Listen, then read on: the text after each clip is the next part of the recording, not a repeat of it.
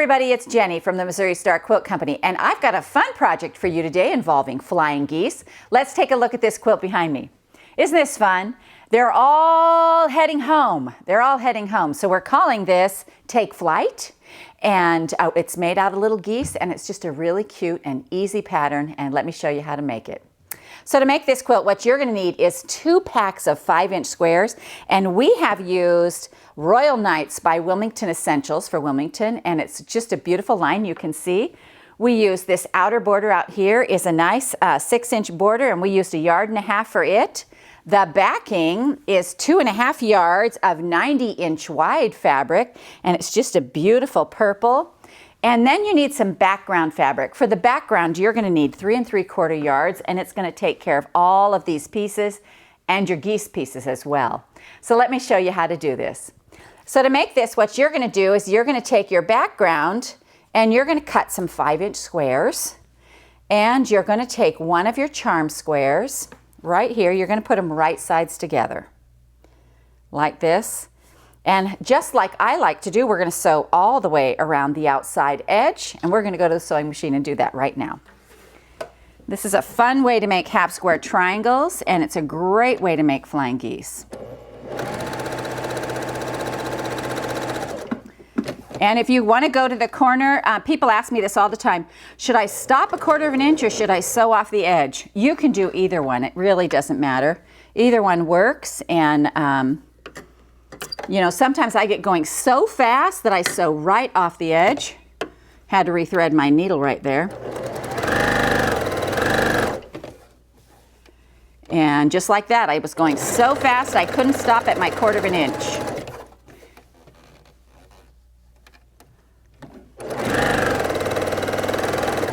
All right, we have sewn 1/4 inch on all 4 sides. Now we're going to take our little ruler, and these are handy, these little 2.5-inch rulers, because they go edge to edge. And we're going to cut it diagonally both directions like this. Just like this. All right, then we're going to come over here to the ironing board, and we are going to iron these, and we're going to lay them so the dark side is up so we can set the seam and roll it back. And this one block is actually going to give you 2 geese. So that's kind of fun to know and handy as well. All right, so now we're going to square these up. I don't always square up, but when I'm looking for a size, you got to square up. And I like this block lock ruler because it has this line right here and it just kind of wedges to the line. And we like that. And so I'm going to line up the 3-inch mark on my the edge of my quilt block, and I'm going to trim off that other side. One thing to remember on this, I always get turned around a little bit. I always make sure that the writing for the ruler is on the background side. And like sometimes people ask me a lot of questions about squaring up blocks. And so, so right here you can see this 3-inch line goes right across here, but this one isn't perfect. So that means I'm going to have to trim this like this, and then I'm going to have to flip this around and just trim off that other side it'll just be a little bit, but it'll be enough so it makes it perfectly straight. There we go. And again, I don't always square up, but sometimes, writing on the white. There we go. Sometimes it's just really helpful in putting your block together. And one more here.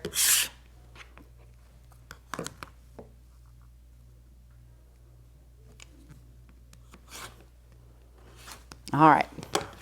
Now what we're going to do to make our geese, I'm going to just brush this off down here, is we're going to put our 2 colors together like this to make geese. We're going to get 2 geese out of this. And so we're going to go with the sewing machine and sew these together. And I'm going to line them up just like that. And this is a real easy thing to chain piece. There's one. And here's the second one. All right, now we're going to iron these open. And you're going to do this to 2 whole packs of 4-inch squares, or 5-inch squares.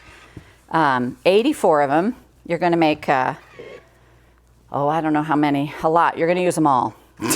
It's math. That's a math question. All right, so we're going to use these all. Then you're going to sew these together in groups of 4, like this. And so I'm going to go ahead and add this one to the bottom of this. I've got the rest of these sewn together. And I'm going to add this one to the bottom. So we're just going to lay these together. Make sure a point comes to the bottom of the next geese. Otherwise, you'll have geese going in different directions. But you want it to come like this. The other trick on this is that right here, wherever you have 2 threads that cross, like this, you want to make sure that you come right at that point, and that will always keep your point perfect on your geese. All right. So you're going to make 3 of these per row, and you can see how this fits in right here. Here it goes here, here, and here. You're going to need 3 of those. Your background fabric piece is going to be this width, which should be, let me measure, 5.5, and it's going to be 12.5 inches long. So you're going to cut some of those from your background that are 5.5 wide by 12.5 long. And then we're going to sew 3 of these together. Now I have a couple started here. So here's my one, and then we're going to sew a geese unit and a background piece and a geese unit and a background piece. So let's sew our next geese unit on here. And then we're going to sew one more background piece. And I'm just going to sew this, everything I'm doing here is 1/4 inch.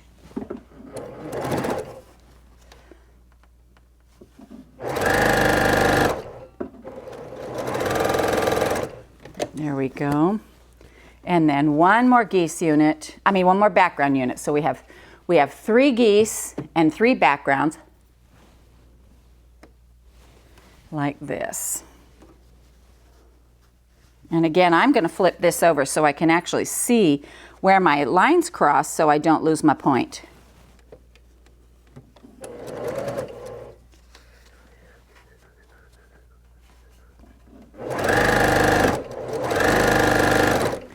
Although if you lose a point, you probably won't notice. All right, let's press these out. Well, someone might notice, but I've never had anybody give a quilt back to me and say, if you could get these points perfect, I'll take that quilt. They're just happy to have a quilt. All right, so this is your row. Now, how you determine the length, this is the fun part. So what I'm going to do is I'm going to take these 2 and I'm going to sew them together so they form a loop. So let's go ahead and do that. And this is the fun. This is what makes the movement of the quilt.